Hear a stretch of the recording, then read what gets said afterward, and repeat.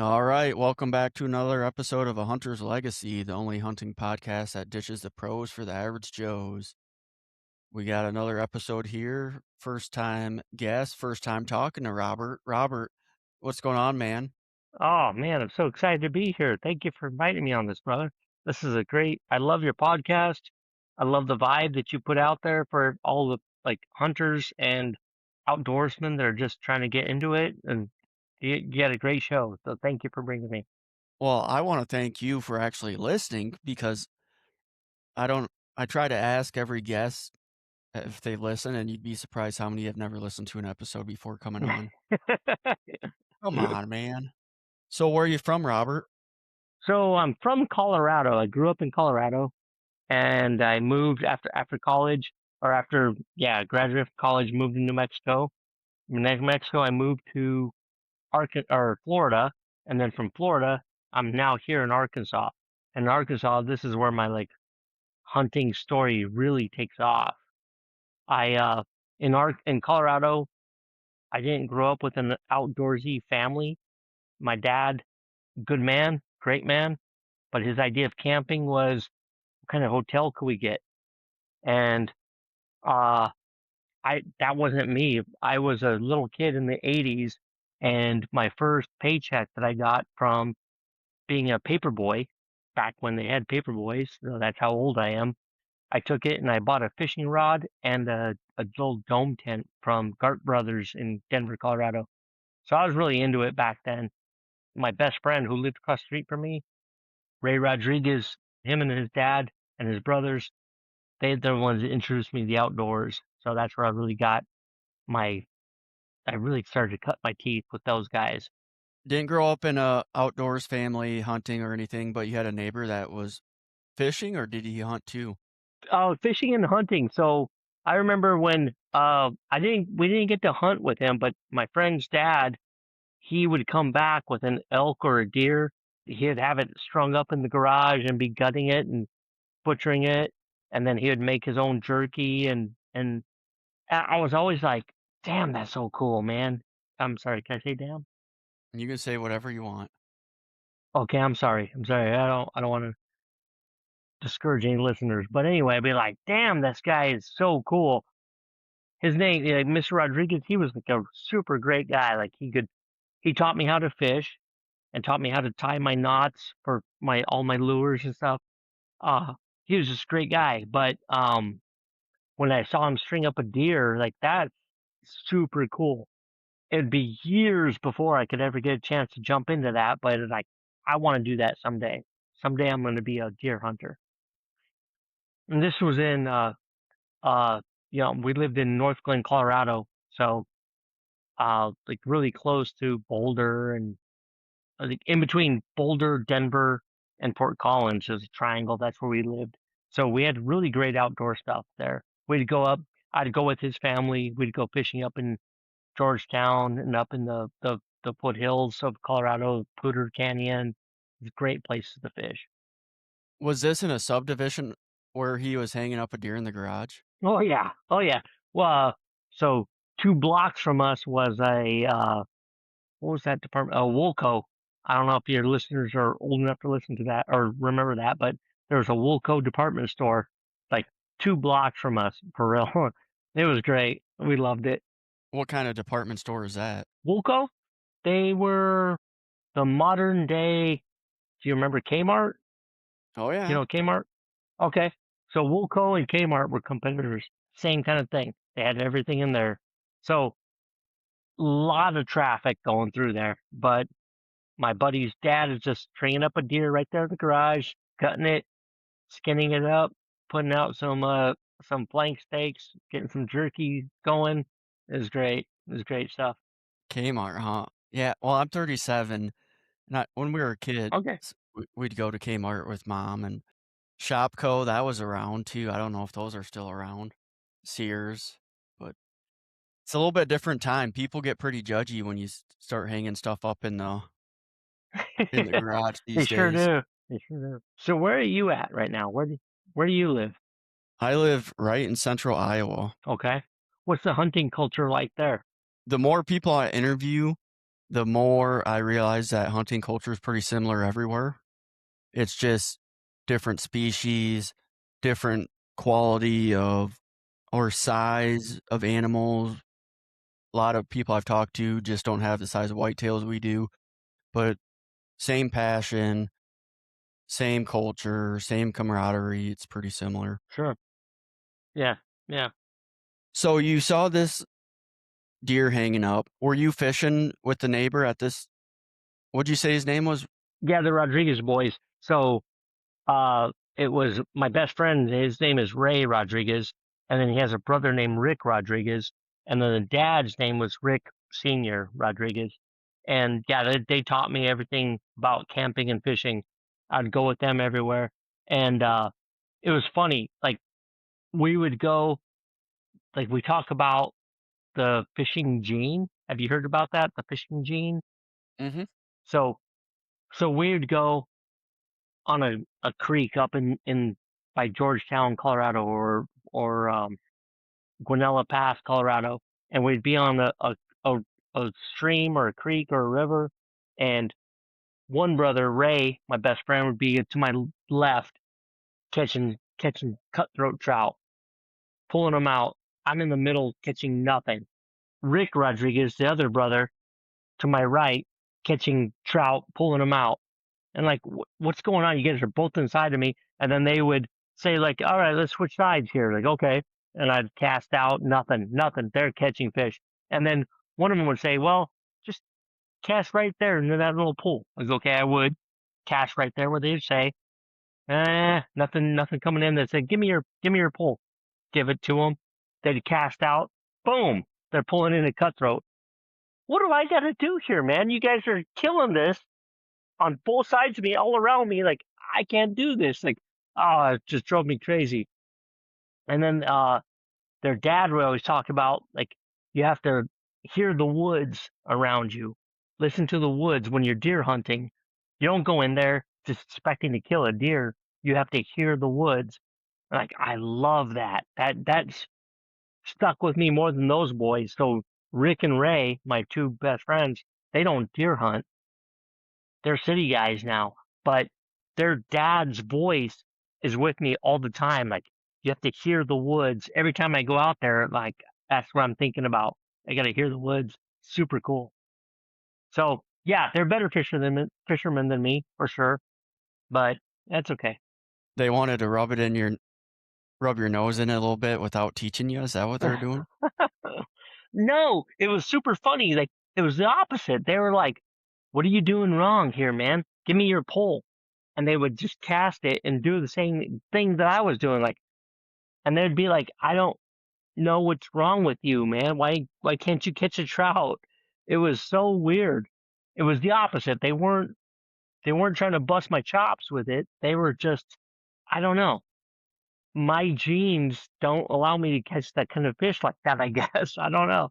Some people have all the luck. How long For sure. you got started in the outdoors with fishing? I'm curious, you said your dad wasn't in the outdoors. Did he ever see you doing it as a young boy and wanna join in to spend more time with you? My dad? Yeah.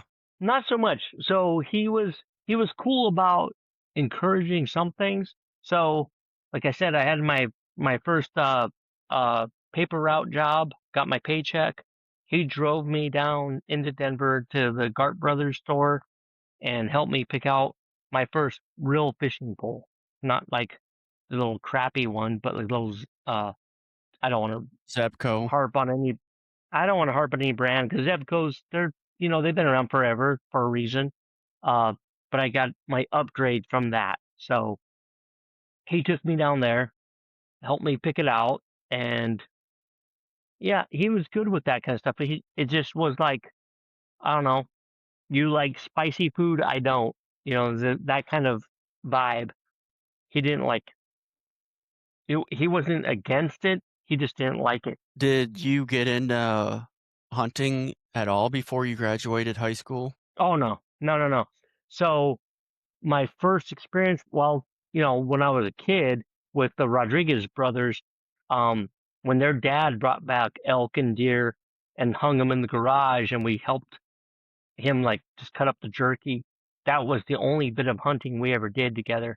But my grandfather, he got invited with a bunch of guys to go elk hunting every couple of years, and they would go up into the Rockies and do the big base camp kind of thing, and the you know huge tents and base camp kind of life. And he loved that, and he would talk about that nonstop. And I was like, I don't know, I wasn't driving yet, so I was 14, 15 years old, and I would hear those stories and be like, man, I want to do that someday. So that was the closest I ever got to, as a kid, being into the deer hunting kind of life. Also, at that time, though, my mom owned a old folks home, or not an old folks home. What are they called? Like a retirement home kind of thing. And there was a couple of old men there that would talk about bows, making bows, and crafting them from themselves. And this is Pueblo, Colorado now, so this is South Colorado, northern New Mexico. There's a lot of Navajo, Comanche, um, Arapaho tribes. So these old men would talk about making bows, and that always got my jazz going, man. I loved bow hunting and would talk about that, and or not bow hunting, just the art of the bow.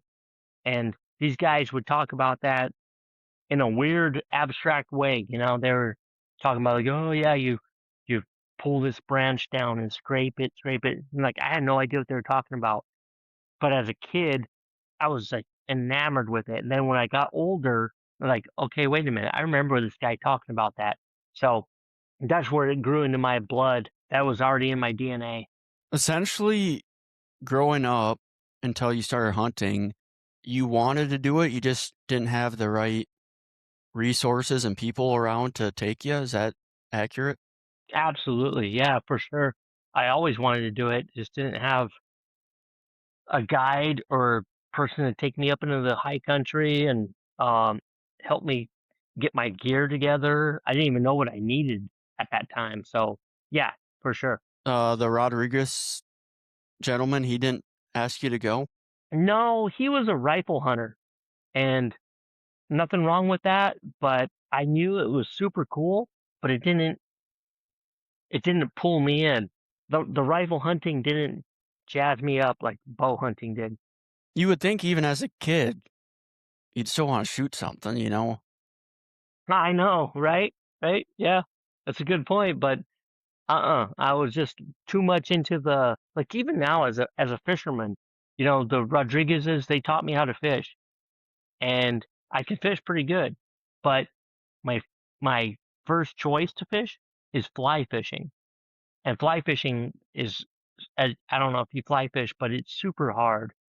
Most of the time I don't catch anything, and that's okay with me because it's the art of being out there.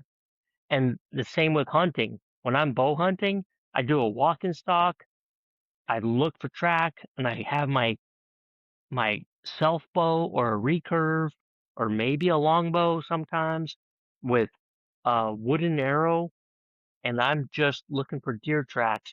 There's been times, I'll tell you, I've gone out and I've stalked a buck all day. I got up before the sun came up and was sitting out there, and I saw him come through, and I followed him, walked him all the way through, stopped to eat lunch, but just what lunch was a Slim Jim snack or something while he pittered around out there.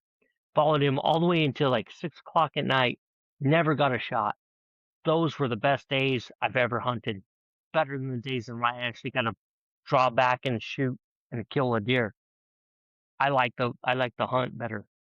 When you say you were following him, were you just on his tracks or did you have your eyes on him, he was just 400 yards away? Kinda describe that. Both, both. I would see him like first, like early in the morning. I heard him come brushing through, walking through the brush, and I'd follow him, like just staying up, trying to follow the wind.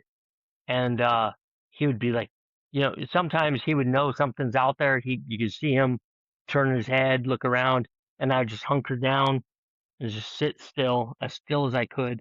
And then he would walk and turn and walk. and I would sit and sit and sit, like, "Please don't let me move, don't let me move."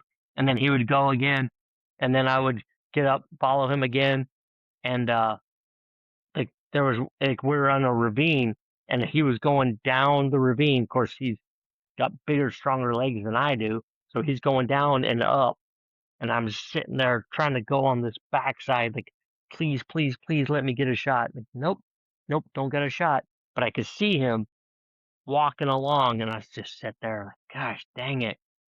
Uh, and those were magical to me. Those were magical moments to me. It's pretty impressive that you were following him that long and he like, within a couple 100 yards the whole time and never got busted. Oh yeah, Mitchell, like, you follow the wind like that, but there are times. Oh, I'll tell you, I had a another buck, a nice, I think he was like a 9 point, 10 point, looking good, and I had followed him too, like 3 or 4 hours, and then he decided to go up and around this like big rocky ridge, and when I was sitting there, like, oh my gosh, he's coming right back towards me. So I put the arrow on the nock and sat there, like, please come around the rock, please come around the rock. And I could see his head, and he was sitting there sniffing around, and he just started blowing at me. Like, oh my gosh. And he took off. So, yeah. Oh, yeah. They catch you. They catch you for sure. You eventually got into hunting. How did you what was the first step to getting into hunting and archery? Yeah. So I lived in Florida, so we moved from my wife and I, we moved from New Mexico to Florida, and there I got really into, like, I'd go fly fish the salt flats, and I'd take my spinning rod too and fish the flats. And then I would like, I want to do something more than this. And I had a friend who owned a big chunk of land that would say, come hunt deer out here. He rifle hunted, and like, I don't want to do that. So I got into, um I remembered my love of archery. As a little kid, I liked archery, and then I started making my own bows out of PVC. You know, the the PVC craze was going on back then, and that was easy, so I'd do it. And then I got into the wood bows from Lowe's, and just a board blank, and I made one that I thought was perfect. It looked great, and then had it strung up, went in to eat dinner, and boom, we heard this big explosion. That thing cracked and popped up, and it hit the roof of the house. Like, gosh dang it, man, what do I got to do? So I just at that point, I was just like, okay, traditional archery is harder than we thought, and that made me super excited because I had a friend too. And here's the thing. So a guy, he was great guy, and he had a bunch of compounds, and he wanted to give me one. And like, I don't want one. Like, why not? You're gonna kill a deer with this thing. Like, I don't want that. It's just not for me.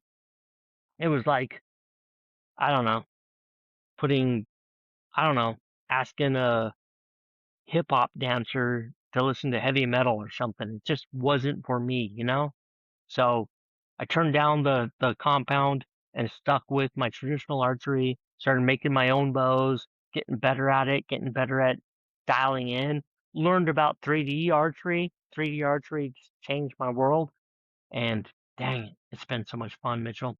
When you were making those bows out of PVC and Lowe's lumber, were you even hunting at that point? No, no. Mm-mm. Uh, I had a friend that said I could, a former client of mine, she said that I can come hunt her land, and I never felt good about what I was making.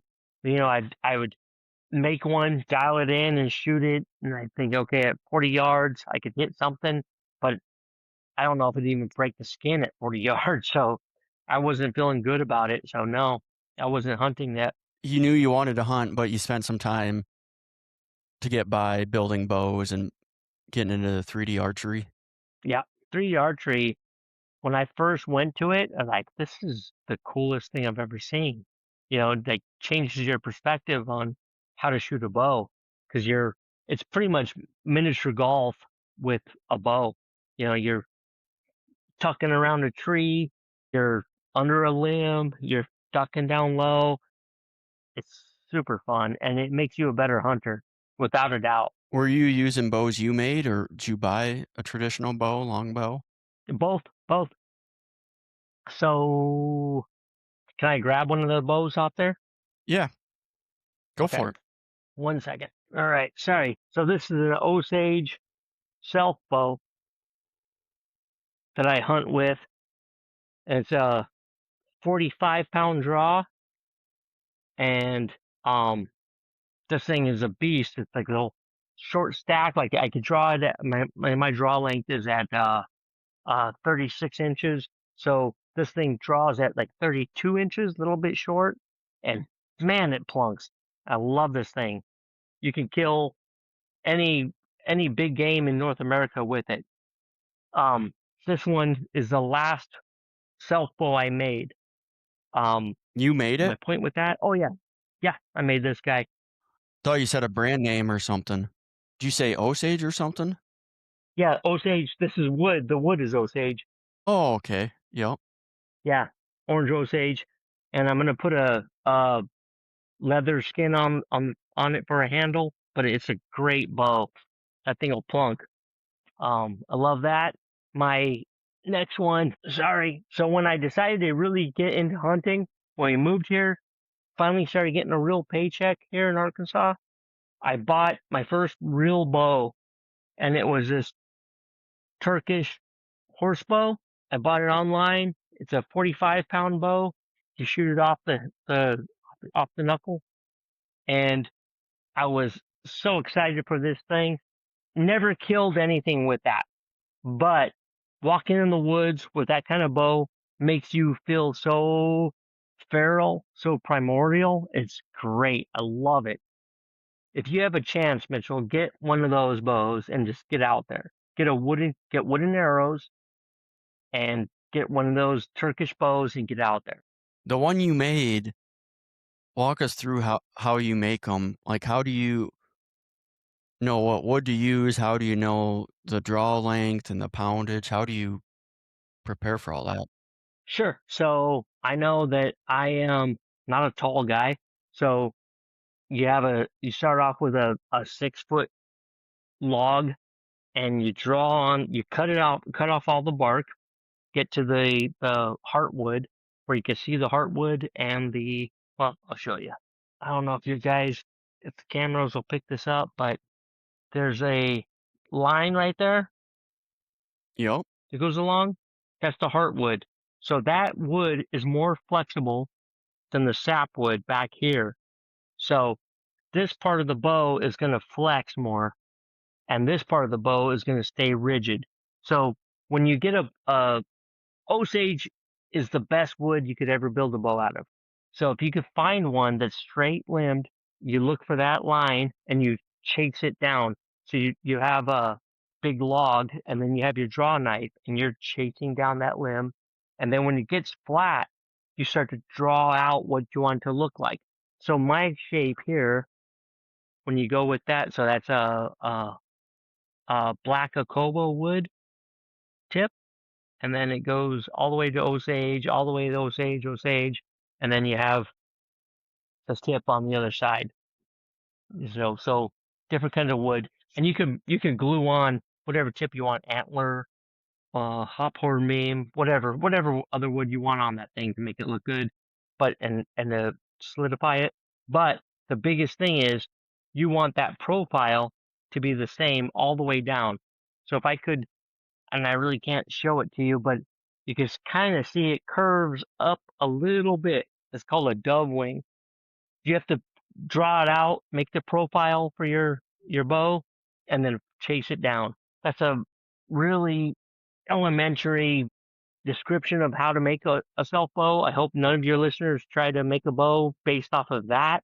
If they want to, there's better bowyers than me to follow out there. But yeah, Are you using any big power tools to Okay, so are you using limbs or like logs? yeah. So your logs are about 8 inches in diameter.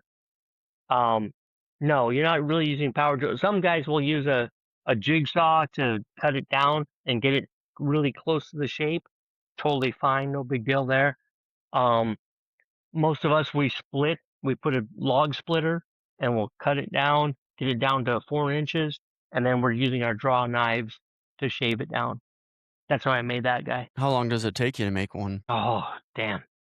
So there's some good guys out there that can make one in a weekend, and I'll make a better one in a day. That sucker, and that's my best one I've ever made. That's probably 3 weeks worth of work. Really? Yeah, yeah. If you want a voyeur on your show, I'm not the guy. I could definitely recommend some other dudes that are much better at it. But uh, I could tell you from the heart, I love doing this kind of thing. There's some, it just connects you to the wood, to the whole process, and then thinking about, is something I made with my own bare hands gonna bring food to my table? It's pretty awesome, man. It's nothing better. The tips are just glued on? Yeah, yeah, yeah. Those tips there, that's just tight bond. And it's glued on before it gets shaped. So it's a big square all the way down, and then you cut and shave, and then you file in your knocks. I'm surprised. Yeah, I know wood glue is stronger than wood, but man, that's is some as much pressure as those things have on them. You'd think it'd give out at some point. Yeah, no. I got another one. I don't have it in here with now. It has a diamondback snakeskin on it. Looks beautiful. And the same thing, like it just flexes when it bends, when you draw it back, and the snakeskin just folds with it. Super cool. Why did the one you made you didn't have strung up at the time, but the other one you did? Is there a reason for that? hmm Yeah, yeah. So self bows like this, you can't you can't leave them strung up. Uh, You said there's too much soft? tension. Self bows, self S- bows, self? self. Yeah, What's a self bow? a self bow is any bow you make by hand. When you carve it out of wood, yeah, those are called self bows. You carve it out of by hand. You can't leave those strung up because they put too much flex. It's called set. So you have a bow that's supposed to sit like this, and then it takes on set, which pulls it in, and then it just happens with normally with any bow, but you want to minimize how much set it takes in. So self bows you never leave strung. The this They bow, lose they lose tension after a while. yeah, yeah, it'll be softer and slower of a bow. This kind of bow, this is wrapped fiberglass, so it could stay strung up. And do you mind hanging on for a second? I'll bring another bow in. Sure, Okay. you're good. So like these bigger bows like this that have a laminated handle and riser, this is a takedown bow. You could leave these strung up forever, and they don't lose poundage. Is that any longbow made out of wood or recurve, or just if is there wood hard enough where it won't affect it? Just too hard to like hand carve? It has to be to stay strung up. It has to be a laminate bow. So manufactured bow, like self guys can do it, but you have to put a laminate, either fiberglass or carbon fiber, something on the limbs. How do you string it up? For sure, you have to use a stringer. So you put the leather tip on one side and the other end on that, and you just pull it back. It locks up. You can't, you shouldn't do it. Some guys do it where they put their leg through it, and that's dangerous and bad for the bow. Is it a two-man job? No, no, it's a one person job. You just have to have the right thing. If you put that stringer on it, you just lock it up and pull it up, boom, and you're locked in, and you're hunting in 10 seconds. You know who Josh Bomar is? I don't. He's a big muscle head that's pretty good hunter and has a show, but I think he saw a video of somebody using like a 90-pound recurve, so he had to try it, and like watching him like try stringing it up, like he is struggling pretty hard. 90 pounds, that's a monster. So in North America, 40 to 45 pounds, you can hunt any big game animal in North America. That includes bison, elk, mountain lion. Those are some big animals. You don't need to go big. It's all about shot placement. He was just trying to see if he could string it up and pull it back. That's what he was trying to do. Oh, that's cool. 90 pounds, man. That's like it's like the English monarchies. They had the English longbow, the war bows, and they were like 110 pounds. They would draw that back on. So that's what he was drawing. Like those are beasts. How do you know how to plan for like the draw length and the draw weight when you're carving this out of wood? Well, so when you're doing so, first of all, you have to know how much flex you want in the bow. So I'm 5'6.5", almost 5'7". So my draw length is not going to be that far. So I know my my limbs have to be somewhere around what, 60 inches, 67 inches. How tall are you? Depends who you're asking. If you're asking a woman, 6 foot, but 5'11 and a half, All right, so you're almost 6 feet. So we'll call it what, 60 inches. So 72. your draw length 60, No. 62. How tall am I? Yeah, Like in inches? yeah. 72. Okay, so we'll go 72 inches. So that means your draw length is going to be somewhere around 72, mostly probably about 70, because nobody draws all the way back. So when you're making that figure, you got about 3 to 4 inches of curve on the limb. For you, 72 inches, 70 inches, we're going to look at a 60-inch bow, somewhere around there, maybe even 60-inch all the way up to 76-inch, because you can go taller than you. Then, the bow can be longer than you, depending on how much pounds you want on that. So if you go longer, it's going to be a heavier bow. So if you want to hunt, uh, if you're saying you're going to war with the Saxons, okay, we'll make you a war bow. If you want to go hunt big game in Africa, we can make you a bow for that too.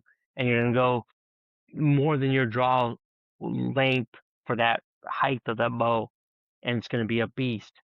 But you better be careful, because you pull that thing back, and you better cant it just right and send it, because if you go straight up like they do in the Olympics, that straight up archery thing, man, you're gonna cut off your forearm, dude. You're not gonna be happy. Okay, you said a draw weight is affected by how long the limbs are? Yep, mostly. The way I envisioned it, obviously never doing it, is draw length is how long the limbs are, and draw weight would be how thick the limbs are. That's not accurate? Yeah, there's both. Let's get this guy over here. So you see at the end here, we're at about what, an eighth of an inch. Well, if you don't count the knocks are a quarter inch, and then it gets skinnier, skinnier, skinnier, skinnier, skinnier, skinnier, and now it starts to thicken. See that? Starting to thicken up, thicken up, thicken up, thicken up, thicken up, thicken up, and really thick coming out of the fade. So yes, if I wanted to make this bow for a little girl just getting into it, I could shave this down all the way down from the belly side, get that super thin, and yeah, yeah, let's say the little girl was my height, um, which would suck because, yeah, once again, making fun of me being short. But yeah, so there's a little girl who's my height and not as strong as me, and she wants a bow. We could shave this all the way down and get that super thin, and she could plunk that bow. But yeah, so how long the limb is from the fade to the tip makes it affects how strong the bow is, and then how thick it is as it fades down changes the draw weight also. So if to your point, if say we had a buddy of ours who is like one of the Rodriguez brothers, they're 6'2" dudes. Say one of them decided to be a real man and start bow hunting. So Rick Rodriguez, 6'2", and he's gonna draw a 50-pound bow. We need to add another inch or two to this bow and keep that same taper from this down to match his draw length. And it's not hard to do once you it sounds complicated, but it's really not. Once you start shaving down the wood, you're scraping, and you're doing test pulls on it, and you watch how it bends, and if it's flexing even all the way across, you're in business. And that's what all you're looking for. And that's what our ancestors did too, by the way. And I want to pay total homage and respect to what they did, because this is what we're talking about. What they did before us. They knew all this without the science of it, you know? Um so all they're doing is looking at how that bow flexes. Is it a straight, is it like a full D shape, or is it like hinging on top and flat on the bottom? You're screwed. They'd fix that. So it's about the uniformity of the bow. Do the limbs have to be a certain length for a certain draw length, or if it's stiffer limbs, you're not going to be able to pull it back as far, so maybe you have longer limbs? Like, is there a formula to get the length and the weight to match up, or do you make the limbs the length they need to be for the draw, then whittle down to get the right draw weight? Yeah, if somebody was stupid enough to pay me to make them a bow, first thing I would be was like, how tall are you? Because then you're gonna automatically go to a minimum height of the bow. So if you're 6 foot, I'm gonna start with what 6 foot is 60 inches, or no, 72 72. inches. 72. I'm gonna start with a 74 to 76 inch bow and start or staff and start shaving that down. And you tell me, are you going to be doing 3D archery shooting, or are you going to hunt with this bow? So if you're going to hunt with this bow, you're looking at a minimum of 40 pounds draw weight. I want to shoot a rhinoceros. All right, I love it. I love your hubris with that. So let's go 45 to 50 pounds. For a rhino, that's it, man. Give me 90. No, no, no. And here's the thing, like, man, you talk about like the guys that went before us, like Bear Grylls, and not Bear Grylls. Dang it, what's his name? Shoot, the dude who's killed uh big game on every continent. He says it's not about the power of the bow, it's about shot placement, and that's Fred truly Bear? it. Who? Yeah, Fred Bear. Fred Bear. Fred Bear. Yes, good job. Yeah, Fred Bear. It's about shot placement. It's not about how powerful it is. It's shot placement. And that's the same thing like with a rifle. I mean, you could put a 30-06 on an animal. If you shoot it in the back leg, who cares? But if you pop it right through the pump house, okay, now you dropped it. And the same thing with a bow, so No sense carrying around a high power for deer hunting when you can use a 22, right? that's right. You put it in the right spot, you're gonna kill it. Just smaller margin of error. Yeah, yeah, you do. You minimize margin of error and your distance too. So that same rifle, you could shoot that thing from 40, 50 yards. The bow I'm talking about, you got to be within 15 yards. And that's the beauty of it. I love this part of bow hunting. It's not about, so before Vietnam, the Vietnam War, all our great grandfathers talked about how close you got for the hunt. That's what you bragged about. You bragged about, I got there and I shot this deer from 10 yards, 12 yards, 6 yards, 8 yards. Then, after Vietnam, when optics became commercially available, it became about how far away you were from shooting. And that changed everything because now it's not about hunting, it's about marksmanship. So you could shoot a deer from 60 yards. You can almost drone strike a deer now. You can shoot a deer. You can pull up in the parking lot and with the right scope and the right caliber rifle, you could pop a deer from 200 yards, 300 yards. That's across the mountain. Once upon a time, you couldn't even see that deer. You had to. You're underestimating that, man. A good shooter with the right caliber, right scope, there's guys that could drop them at 1,000, no problem. Oh, for sure, for sure. I'm talking about our weekend warrior dudes. You can go to Bass Pro and buy a Vortex scope and a nice rifle, and yeah, you could pop one at a couple hundred yards without even practicing. And that's what drives me crazy. So the difference is with bow hunting, with traditional bow hunting, because even compound in crossbow, that changes things also. But traditional bow hunting is not about how far you are when you take the shot. Like you don't brag about that. You don't brag about I popped this deer at 25 yards, 30 yards, 40 yards.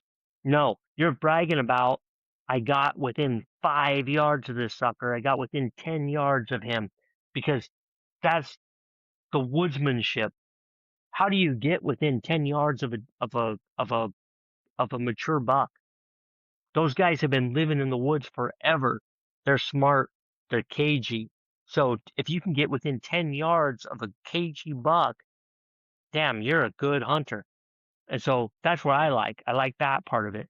That's why I like saying, I told you earlier, some of my best days have been following a buck all day long and never getting a shot. But one time I got within 18 yards, 20 yards.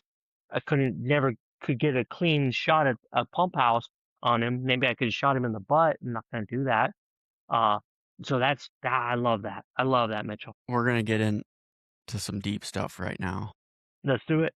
Whenever it's the age-old argument when a state comes out with whether or not they're gonna allow crossbows, it's always the argument, "Well, you use a compound bow, that's just as bad as, like, the gap between a compound and a recurve is about the same as a compound to a crossbow." So I wanna hear your opinion on the 3 types of bows. It's gonna be different than mine, but it's your opinion. Sure, sure. Okay. So the compound and the crossbow. And so I've heard a couple of guys that I shoot with traditionally. They'll call the crossbow an arrow rifle, and they scoff at it, and I get it. And the compound bow, they call them training wheel bows, and I get that too. I don't ever want to yuck somebody else's yum. If you are just getting into hunting and this is what you do, hell yeah, get a crossbow. There's a really nice crossbow you could buy right now for 350 bucks. Load it up, you can plunk a lot of deer with that thing. Better yet, there's a compound for under $200. Get that, get it, and get out in the woods. But after you buy that, get out there and learn the woods. Don't rely on the equipment because it's going to fail you. I promise you it will. You have to learn the woods. So I'm not crapping on a compound or a crossbow. I shoot recurve, I shoot longbow, I shoot selfbows. That's all I shoot. I don't own anything else. My brother-in-law gave me a compound, what, 14 years ago? I owned it. I had it for like 2 weeks, sold it on Facebook right after that. Like, this isn't it for me. But I'm not going to yuck somebody else's yum. If this is what gets you in the woods, just please if that's what you're going to do, take a crossbow or a compound and go in the woods, that's fine. Just learn what you're doing. Don't go out there just to kill. Go out there to hunt. And that's the difference. We're not trying to kill. We're trying to hunt. Learn your prey, learn the woods, learn your environment. It's different for all of us. If you're hunting where I'm at, where do you live, Mitchell? Iowa. Iowa. Okay, so Iowa is going to be way different than hunting right now in the Ozarks because we have elevation changes. You have open grasslands. You have to be more stealthy than I do because I could hide in trees. What trees do you have to hide in? You don't. So, and then our brothers out there in the Southwest hunting the same thing, they have a whole different environment too. Learn what you're doing. Don't just go out there to kill. Go out there to hunt. Learn what you're doing. That's my biggest takeaway from that. If, and that's why I love the self bow. Make your own bow, not to diminish the crossbow and the compounds, but if you make your own bow, you are going to be so more connected to your environment than you ever thought. Like, just think, what would you feel like serving a plate of food to your family that has meat on it that you provided from them from a bow that you made by hand with an arrow that you made also that you walked, spent days in the woods for, and got that thing. Oh, brothers and sisters, that's what it's all about. That's the magic. And that's what we're missing and we're getting further away from. And we can't. We have to reel that back in. Let's get back to that. And I'm sorry, Mitchell, I don't mean to pontificate about this kind of thing, but this is what gets me jazzed up. I love the magic of the primordial, the feral life of the woods. I will tell you that I don't know.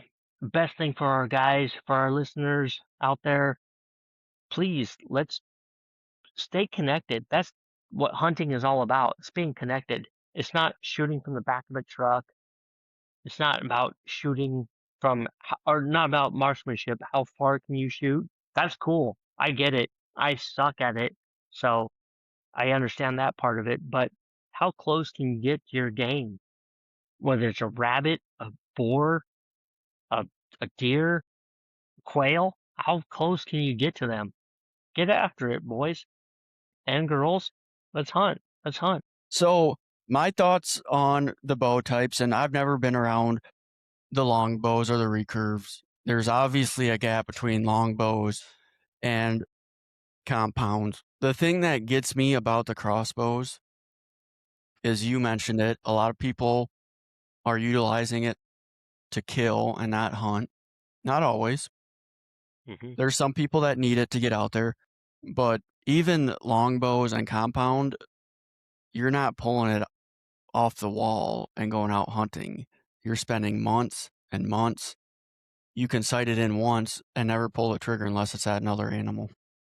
That's for sure. You can go to the sporting goods store and they'll sight it in for you.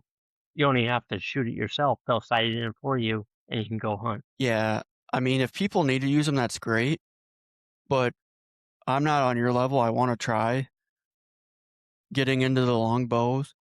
I don't know if it'd ever be a permanent thing because just the amount of time I have to hunt is limited. I only get out maybe a dozen times a year, but I could see the appeal to it. But even, yeah, the crossbow is just like on a different level. Like, I'm okay if they allow them, but don't allow them all archery season. Just open up like 2 or 3 week window. Yeah, that's a tough one. I see that debate going on all the social medias right now. Don't let them go. And I get it. Yeah. I, I, I personally don't want them to have the same access that a self bow shooter has because it's not fair. But I get it.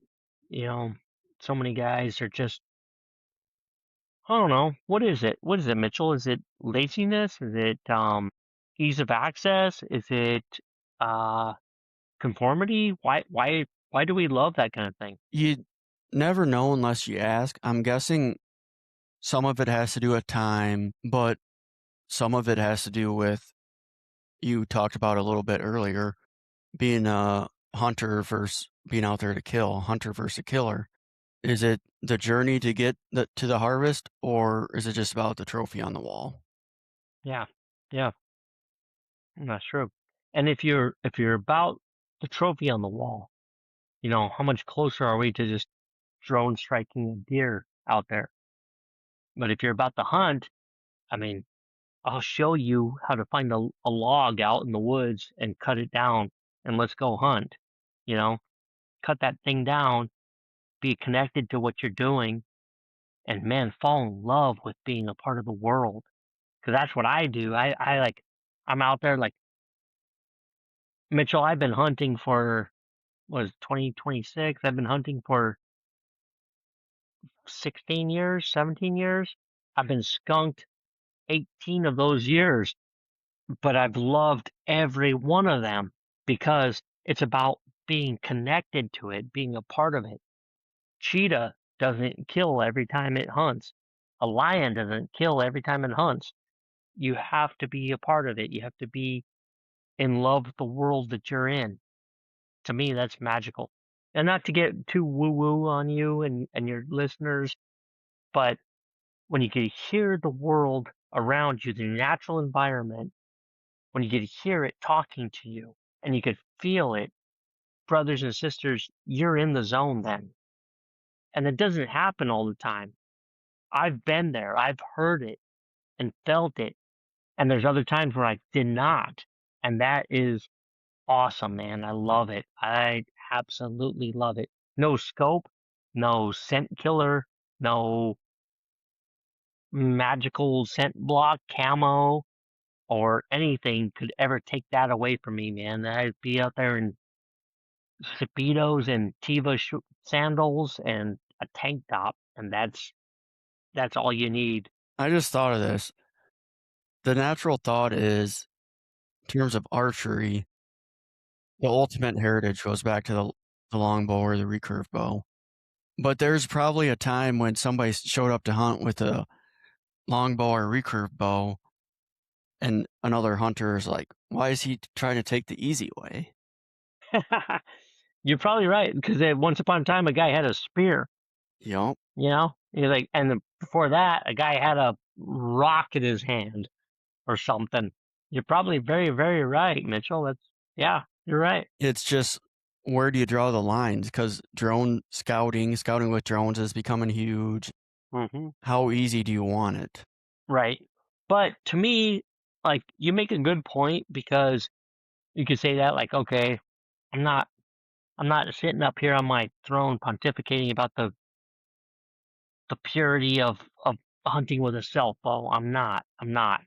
But people might your listeners might think that. Once upon a time, like to your point, I would have been the elitist out there with the oh look at this guy with his great self bow. What's wrong with just this rock I had in my hand? Why can't he just hunt like that? Back then, it was about the need for it, you know? Now we have to translate that. What's the need? Do I need to kill this deer with by any means necessary? Whether it's a drone strike or a, a high powered rifle or a crossbow that I could dial in. Do I need to? No, because you know what? If I miss and I don't do it, there's a Sonic 2 miles, not even a mile from my house. I could feed my family. We can go down there and eat. Those guys did not have that option. So yes, you have to evolve and develop because you know what? I'm trying to kill this deer with this rock in my hand, and this sucks because I've already lost two kids to malnourishment. But now that I got this sling or spear or a bow, guess what? We're now eating more and more. So I get it. Do you make your own arrows? I don't only because I don't get too dialed into the fletching part of it. I'm not good at it. I've tried making my own arrows. Do I have a, I don't have a self arrow in here, but I tried, but I'm not good at it. I've fletched a couple of arrowheads or napped a couple of arrowheads. They're too big and thick. Hang on a second. I got one over here though. Okay. So I made that arrowhead That's pretty and cool. and this knife blade, but it's I can't get it thin enough to put in a shaft. It's too heavy. This would be a great spearhead, but not an arrowhead. This is a knife handle or a knife blade. because it's beefy and big. Yeah, I haven't made an arrowhead yet. How long does it take you to make one of those? Oh my gosh, this little thing, that you see my fingers on that? Not Mhm. big at all. It's like 3 weeks, like probably I don't know, 30 hours worth of napping. What, are you just hitting it with something? You have a little napping stone, which is a granite a granite bit that you use to chip at it. Dun, dun, dun, dun, dun. It's like a little rod-shaped granite thing that you use to slap that thing on, and then you have a buckskin leather that you put it on to shave it back and forth. Yeah, I'm not good at that part. You don't want me as your guy on your show about napping and arrowheads. I could send you like 10 different guys that are way better at this than me. I was just kinda curious how they did it. It's a cool process, man. You watch those guys do it. Oh, it's so cool. Love it. Well, cool deal. I know, it's about time to start wrapping this up. I didn't really expect to talk about, like, the archery, hunting podcast. We talked about hunting, but it's something different. You're obviously just as passionate about building the bows, or probably more than the hunting, it seems like. Pretty close. It's like equal, like I don't know, 1-1 and 1A for that. I love the process because I know when I'm making a bow, I know what I'm gonna go do with it. And when I'm out there in the woods and I'm like holding that bow and I hear something even far away, like a little something out there, I know if I get the chance, I'm pulling up on the bow that I made. I'm drawing this up. Like this is me connected to the world, the natural cycle of life. Like, oh, it's just magical. And I could pull up and never take a shot. And I am so damn happy, Mitchell. Like you can't take it away from me. Even if I never pull the let go of the string. I might have to make one someday. Oh, brother, please come visit me, man. Let's go. I got you in my garage. Let's make one. I'll help you make one in my help you get out there. I'll keep that in mind.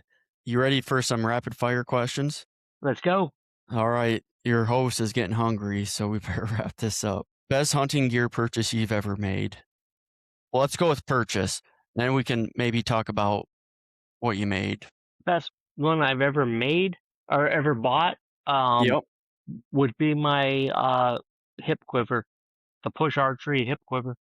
Love that thing. It's I can pack it in. It's almost like a mini mini backpack. I could load it up with my rain gear, a couple of snacks, my skinning knife, and yeah, it's good. Then best hunting gear that you ever made, is that your bow? Yeah, for sure. Yeah, it's gonna be a bow.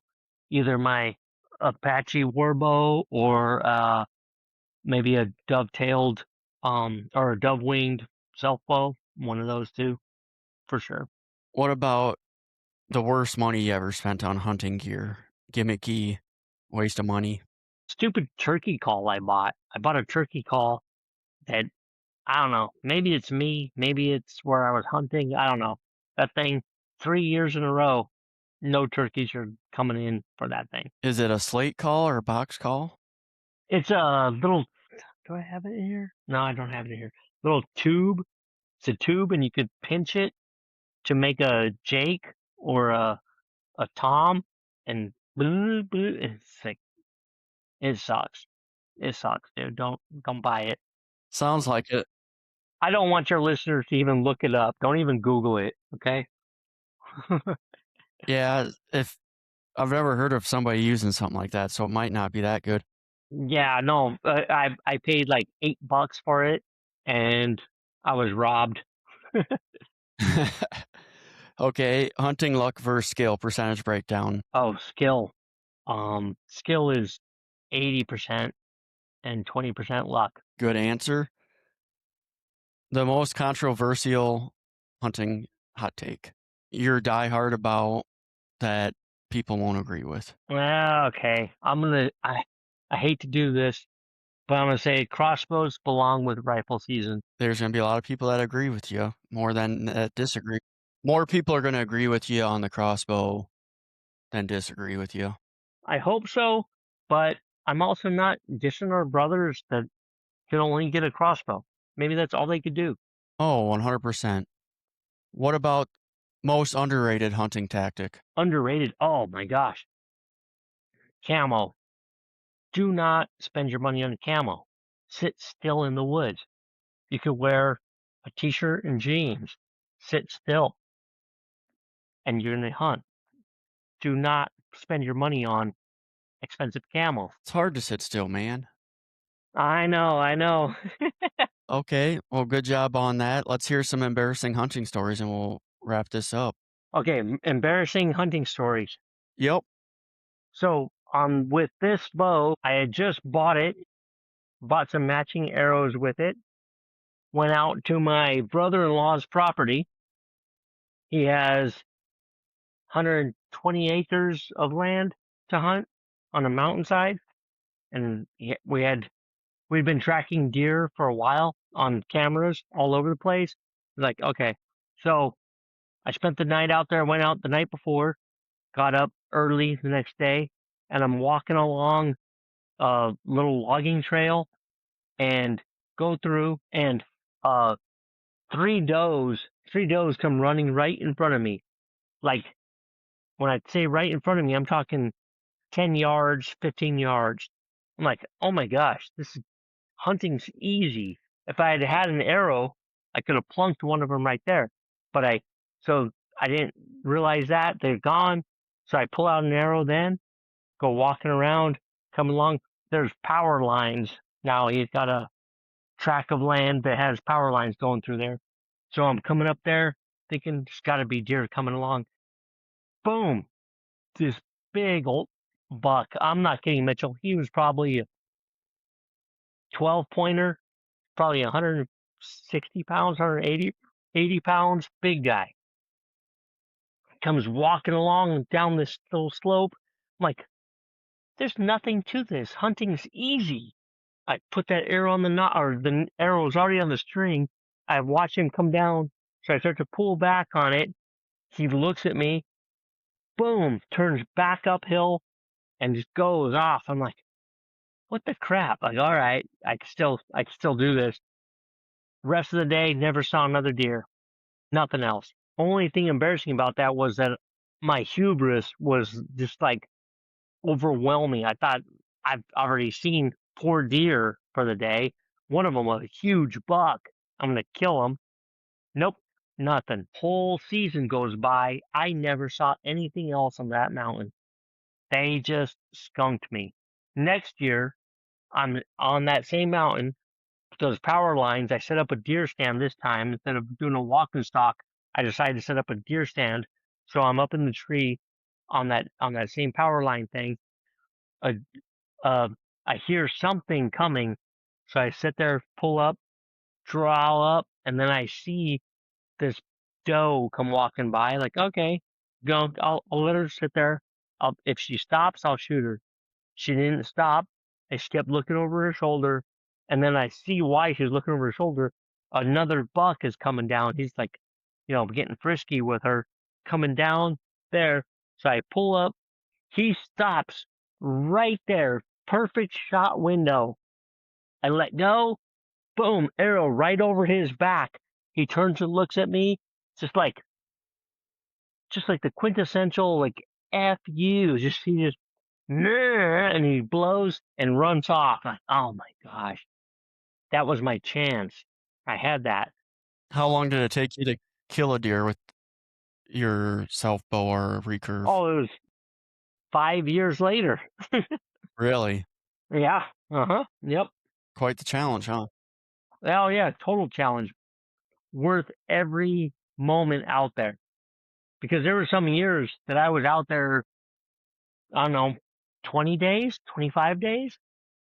Other years that I was out there, maybe 15 days, but it's worth every moment out there. I told my brother-in-law, because he would talk about, oh yeah, I own this mountain.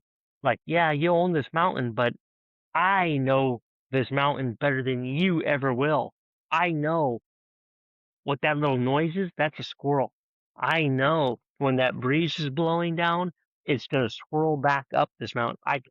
I knew the nuances of it, and I love it. That to me, that's worth every moment spent out there, without a doubt. Hard to describe, isn't it? Yes, it is. Yes, it is. I wish I could bring all your listeners with me out there, and when that's happening, say, "This is what I was talking about. This moment right now. No, no, shut up. This is the moment I was talking about. Listen, feel that? That's it." You know? Yeah, it's hard to describe. Everybody moves too fast. Life moves too fast. No time to slow down. No, no, because we have what? We have to work 40 hours a week. You have 1 day to go hunt, and then you have to get back because you have to go to soccer practice or t-ball or gymnastics or whatever it is. Life draws you in. All right. It's been a lot of fun. I appreciate you joining and appreciate you taking the time to listen to some of our episodes. Of course, Mitchell, this is great. You have a great podcast. I love it.